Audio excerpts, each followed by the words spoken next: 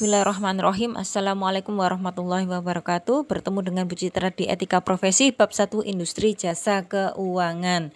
Oke, kita membahas tentang industri. Definisi industri adalah usaha yang dilakukan untuk mengolah bahan baku untuk dijadikan barang dengan nilai ekonomis yang lebih tinggi dan bertujuan meraih keuntungan. Sedangkan menurut jenisnya, berdasarkan aturan SK Menteri Perindustrian, ada industri kimia dasar, mesin dan logam dasar, industri kecil dan aneka industri. Sedangkan berdasarkan tempat bahan bakunya ada ekstraktif, non-ekstraktif, dan fasilitatif. Ekstraktif diambil bahan bakunya dari alam sekitarnya, non-ekstraktif bahan bakunya diambil dari tempat lain, fasilitatif adalah industri jasa. Sedangkan berdasarkan besar kecilnya modal ada industri padat modal dan padat karya. Yang padat modal mesinnya lebih besar daripada tenaga kerjanya, sedangkan yang padat karya pegawainya tenaga kerjanya lebih banyak daripada mesinnya. Berdasarkan jumlah tenaga kerja, yang industri rumah tangga tenaga kerjanya 1-4 orang, yang industri kecil 5-19 orang, yang sedang atau menengah 20-99 orang, yang besar 100 atau lebih. Kemudian berdasarkan pemilihan lokasi, ada industri yang berorientasi pasar, berorientasi tenaga kerja, dan berorientasi bahan baku. Berdasarkan produktivitas, ada industri primer, sekunder, dan tersier.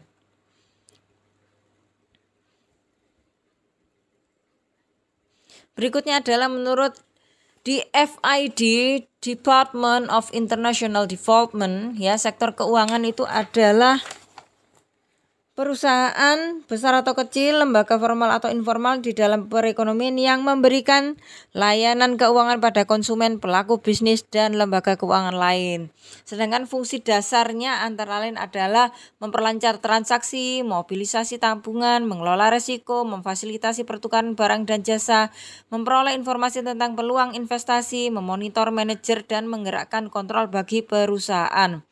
Kemudian ciri-ciri perkembangan sektor keuangan antara lain adalah efisiensi dan kompetisi sektor keuangan semakin tinggi, cakupan layanan keuangan semakin tinggi, diversifikasi lembaga keuangan semakin tinggi, jumlah uang yang diperantarakan semakin tinggi, pengalokasian modal pada usaha swasta semakin tinggi, dan peraturan stabilitas ekonomi semakin tinggi. Kemudian kita bahas mengenai entitas sektor keuangan yang mempunyai ciri-ciri tidak memproduksi barang, tidak memiliki persediaan bahan baku, aktivitasnya lebih ke investasi, mayoritas pengeluaran untuk membayar pegawai, mayoritas modal dari modal sendiri atau investasi dengan bunga rendah, dan aktifanya biasanya adalah utang, kas, dan aset tetap.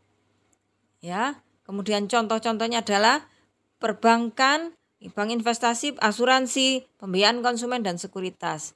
Lembaga keuangan dibagi menjadi lembaga keuangan bank dan non-bank. Sedangkan lembaga keuangan bank memiliki arti berfungsi sebagai tempat penitipan, penyimpanan, penyalur, perantara kredit, pencipta uang giral, pemberi jasa lalu lintas pembayaran, dan sebagai pengedar uang.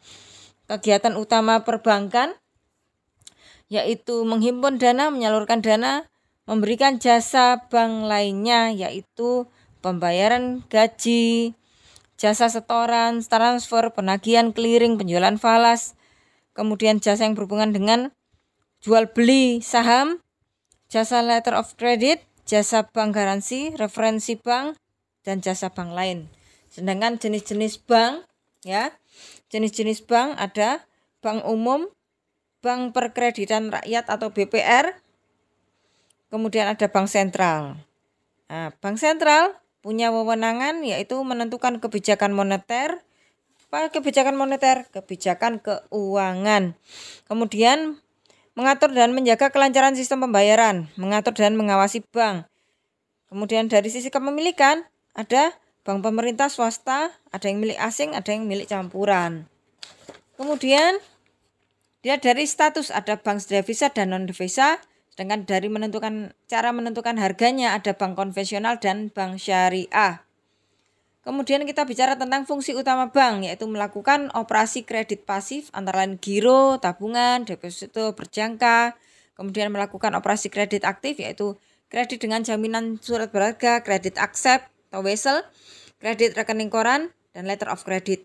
melakukan pembayaran melakukan jasa perbankan ya, transfer, inkaso, menerbitkan kartu kredit, diskonto, dan menyediakan cek perjalanan. Oke, maaf ya Bu Citra terburu-buru. Kenapa? Supaya nanti kuota kamu tidak banyak tersita untuk melihat YouTube ya. Oke, sekarang LKBB, Lembaga Keuangan Bukan Bank, artinya adalah semua badan yang melakukan kegiatan di bidang keuangan yang secara langsung tidak langsung menghimpun dana dengan mengeluarkan surat berharga dan menyalurkan dana pada masyarakat guna membiayai investasi perusahaan. Contohnya perusahaan pembiayaan, sewa guna, anjak piutang, pegadaian, kartu kredit, asuransi, penyelenggara dana pensiun. Kemudian tujuan pendirian LKBB antara lain memberikan pinjaman jangka panjang dan menengah, penyertaan saham pada perusahaan, lembaga penunjang pasar uang dan modal, pengelola penerbitan pertukaran saham, surat hutang, obligasi, dan surat berharga lainnya, mendorong penyertaan modal swasta. Nah, kemudian jenis LKBB itu ada 3, lembaga pembiayaan, lembaga perantara penerbitan dan perdagangan surat berharga atau Investment Finance Corporation, kemudian lembaga penjamin kredit. Ya. Jenis-jenisnya nanti kamu lihat sendiri, lebih jelasnya nanti pada file PowerPoint yang Bu Citra bagikan ya. Oke. Sekarang tentang OJK. Ya. OJK di sini ada fungsi dan tugas, tujuan dan asasnya ya. Nah, itu nanti kamu bisa baca lebih jelas di file PowerPoint-nya ya. Soalnya ini tulisannya kecil banget ini. Ya. Oke. Kemudian berikutnya itu di bawahnya ada peraturan pemerintah. PP itu peraturan pemerintah yang mengatur industri jasa keuangan. Ya, kemudian ada profesi-profesi dalam industri jasa keuangan ya, yaitu akuntan. Akuntan itu ada akuntan publik, swasta, pemerintah, pendidik. Kalau saya akuntan pendidik ya. Kemudian yang publik itu yang bekerja di kantor akuntan publik ya. Kemudian yang swasta itu yang bekerja di perusahaan. Akuntan pemerintah itu yang bekerja di BPK contohnya, menjadi PNS ya. Kemudian ada profesi lain yaitu konsultan hukum, penilai, notaris, dan internal audit. Nanti kalau kamu ada yang kurang paham ya, tolong langsung ditanyakan ke Bu Citra. Ini saya membuat begini nih rangkuman supaya kamu gampang dalam memahami bab 1 itu mengenai apa.